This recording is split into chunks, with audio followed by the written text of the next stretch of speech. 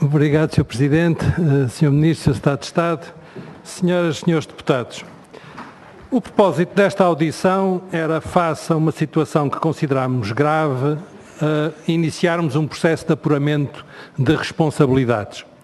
A verdade é que 90 minutos depois, muitas perguntas de todos os grupos parlamentares, eu estou mais ou menos na mesma como quando começou esta audição, embora tenha estado com toda a atenção.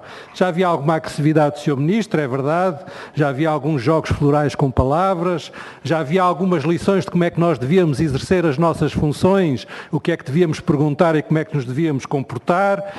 Já havia até dizer que recebeu 503 perguntas e nenhuma sobre segurança. Também é verdade que já vi cá várias vezes o Sr. Ministro e nunca o vi abordar a questão da segurança nestes 2 anos. E, portanto, digamos que fica assim justificado estar mais ou menos na mesma. Quanto à gravidade, nós partilhamos a posição do Chefe de Estado-Maior do Exército de que esta situação é realmente muito grave. E mantemos também a posição, passada a hora e meia, de que o Sr. Ministro desvalorizou a situação. Tanto desvalorizou a situação que não foi a tanques, não acompanhado ou acompanhando, tanto desvalorizou a situação que não informou esta Comissão da situação e aquilo que, de todas as intervenções que fez em termos públicos, eu vi, resultou, foi uma tentativa ou de desvalorização da situação. Quanto à identificação de responsabilidades, aquilo que temos assistido é um sistemático passa-culpas. O Sr. Chefe de Estado-Maior do Exército assumiu as responsabilidades operacionais, as do Exército, mas não a própria. Não sabia, aliás, as condições de funcionamento do paiol, foi inspetor-geral, mas nunca tinha ido ao paiol, não conhecia aquela zona, nem as condições de funcionamento. Provavelmente a culpa é das rondas, do sargento, do cabo, dos 6 soldados, eventualmente dos coronéis que numa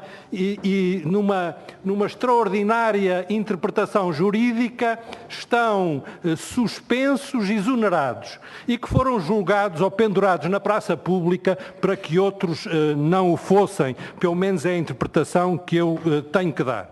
Quanto a responsabilidades políticas, eu tenho que perguntar ao Sr. Ministro se sabia ou não sabia das condições de segurança dos paióis. O Sr. Ministro pode-me dizer que não sabia, mas assinou o despacho da cerca. Como tenho que lhe perguntar se sabia ou não sabia de que havia casos, inclusivamente em julgamento, por causa de desaparecimento de material de guerra naquela unidade ou naquelas unidades.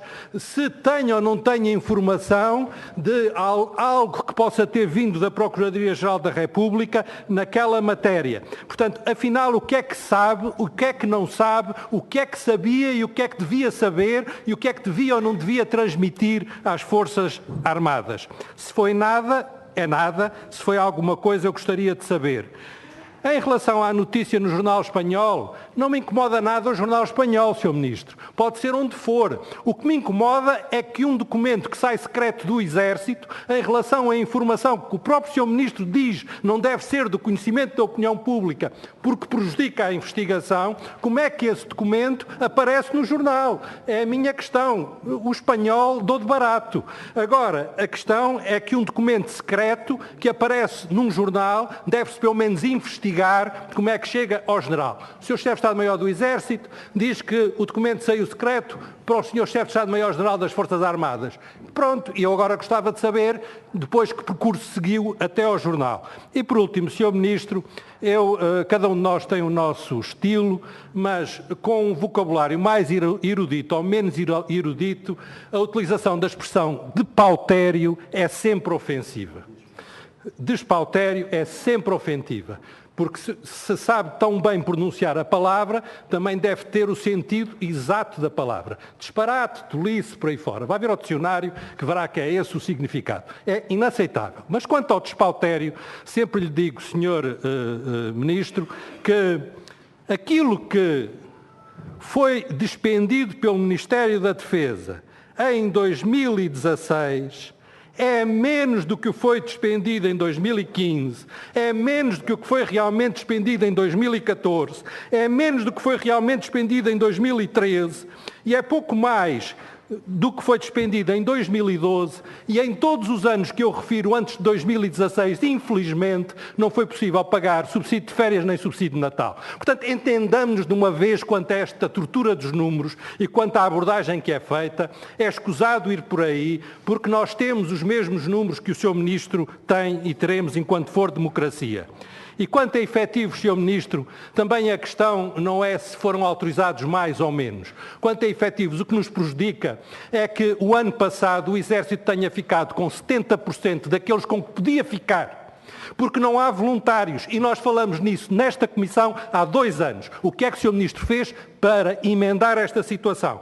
Como também, estranhamente, realizamos que na Base Aérea 4 o Sr. Ministro tem 2 helicópteros e tem uma tripulação. É esta a situação que nós temos e isso não é certamente responsabilidade nem dos governos PSD-CDS, nem dos anteriores. Muito obrigado, Sr. Presidente. Muito obrigado. Eu, como tinha